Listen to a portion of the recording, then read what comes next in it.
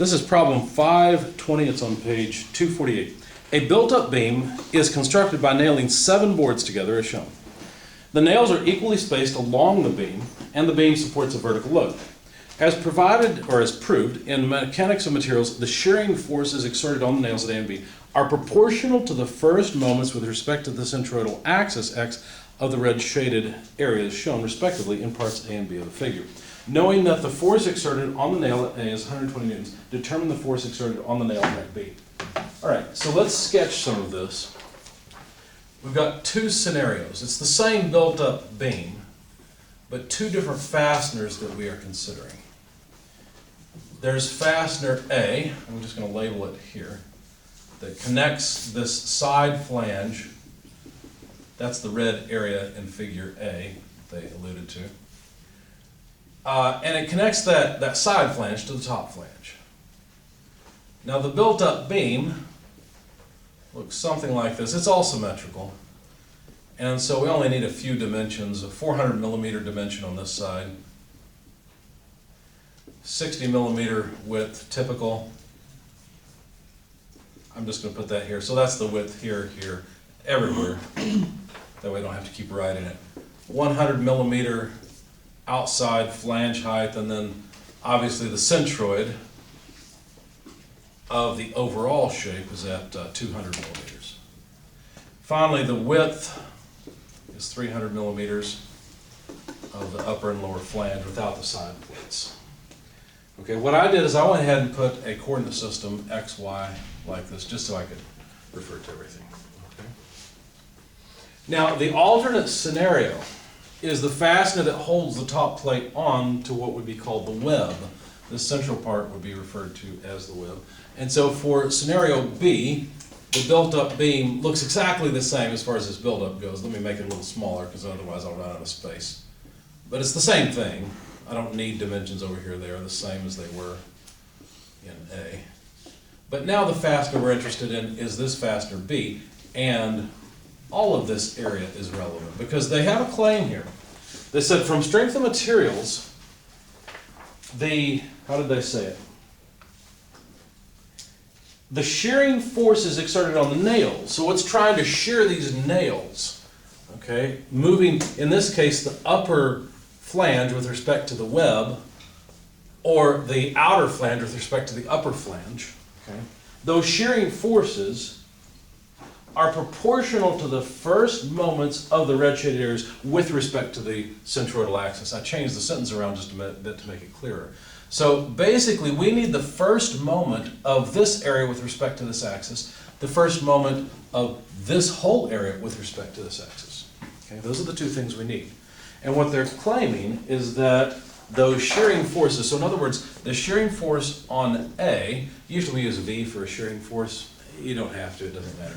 The point is that it is proportional to the first moment of area A, let me call this area for part A, times the location of the centroid. Now what do I mean by this?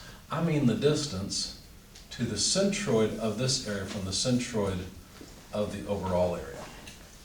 See that? So that's what they mean by what they've said. Now if it's true then that the shearing force at B is also proportional to the area for part B, that's this whole thing, now the upper flange and the sides, we would need to know the location of the centroid. Notice the centroid is not through here. It's also not through here. In other words, it's not through the center of either of those rectangles. It's somewhere based on this whole area. In fact, it'll be somewhere about there or so. Okay, we'll find where that's at. So this distance that we're interested in this case, YB, is the distance between the centroid of the overall shape and the centroid of the shaded shape. Any questions? So far, so good? Okay, if that's true, now what does this proportionality mean? Well, what it means is if we want to make it an equal sign, we've got to put a proportionality constant in there. But we really don't need to do that. Because if you have 2 things that are proportional to one another, what that means is that if you divide one by the other, you will get this ratio. wait a second, let me put it in the right order. If I take this and divide it by this, basically, what happens is this becomes an equality, because you can figure it out by just saying, well, I can put a proportionality constant in that, and there, figure out what the proportionality constant is, and plug it in, and away we go. I'll do it. You've probably never seen this before. So K equals VB, the shear at B, over AB, YB, right? But K over here, we could do the same thing, and it has to be the same proportionality constant, because it's the same principle. Okay, so K over here would be equal to VA over AA, YA.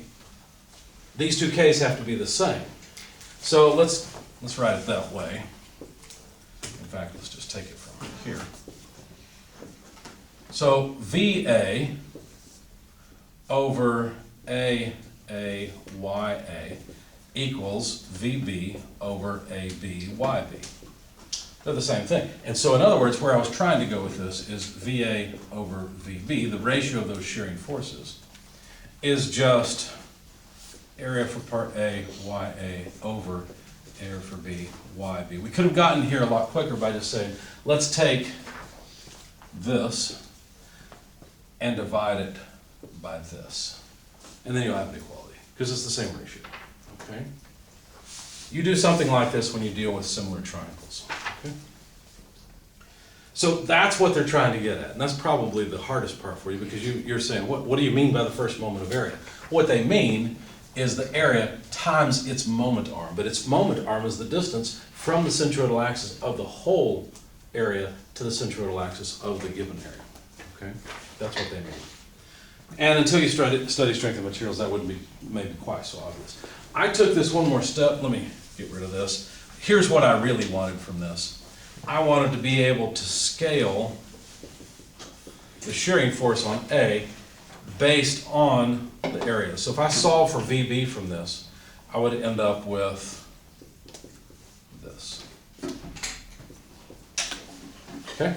All I need to know are the areas of this shaded region, the area of this shaded region, and the location of the centroid of those two shaded regions. That's all I really need to know. Okay? All right, so I went off and did some math. That area is easy. It's 60 millimeters by 100. That's 6,000 millimeters squared. That was easy.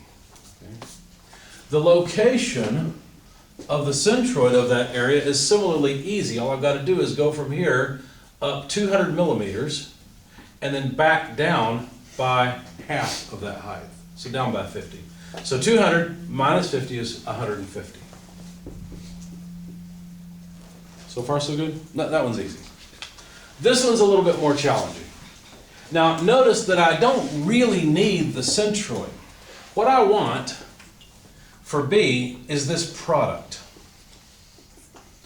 Isn't that product, that total area times its distance to the centroid, isn't that equal? Let me break this up into three parts. Let me call this one part 1, part 2, and part 3. So the side flanges are 1 and 3, the upper flange is 2. Okay? Isn't that the same thing as A1Y1 plus A2Y2 plus A3Y3? That's what we've been doing all along.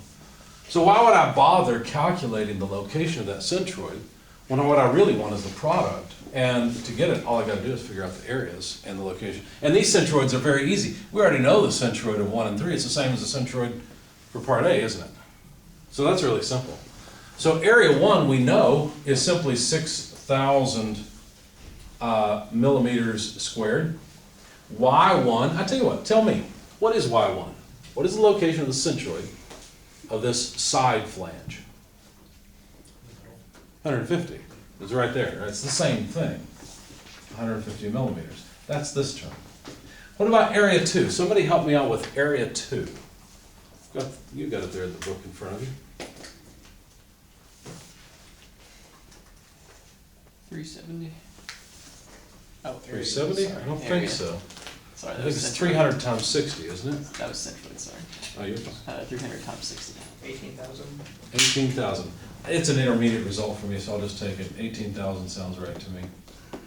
Okay, so 18,000, that's area 2. Where is it centroid? Somebody said it a moment ago. 170, right? Because you go up 200, come down 30, that's 170. Okay? The last term looks just like the first, doesn't it? It's also 6,000 square millimeters, and it has a centroidal location of 150 millimeters above the centroidal axis of the combined shape. So there we go. Now, when I did this, I came up, you might want to check me, I came up with 4.86 times 10 to the 6th cubic millimeters. Did I get it right? There's actually a name for that. In strength of materials, we call it Q. But we'll get to that later. It's the mode of what's called the particular area, but that doesn't matter right now.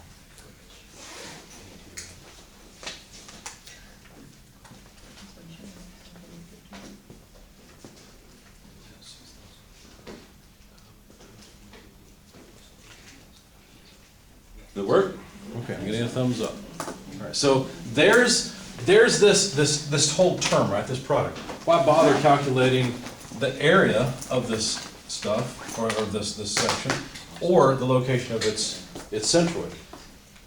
We don't care. So now we can say VB equals VA, which they told us was 120 newtons, multiplied by, we need this product, which we just calculated, 4.86 times 10 to the 6th cubic millimeters, divided by AAYA. Well, AAYA is just 6,000 millimeters squared times 150 millimeters. Notice that our units all go away except for the newtons. When I did this, I got 648 newtons as my answer. Make sense to everybody? Any questions? So probably what threw you off more than anything is the fact that this is statics that we're talking about, and you haven't seen any of this before. When we get to strength of materials, we'll talk about the second moment of area, which is also a very important parameter. But this, if it helps any, this is the more complicated topic that is less important. Because it turns out that beams, usually what you're interested in is the shear stress and the bending stress in the beam. And the shear stress is typically not what causes the beam to fail, it's the bending stress. And the bending stress is actually related to the second moment of area. But that's easy to compute. Go ahead.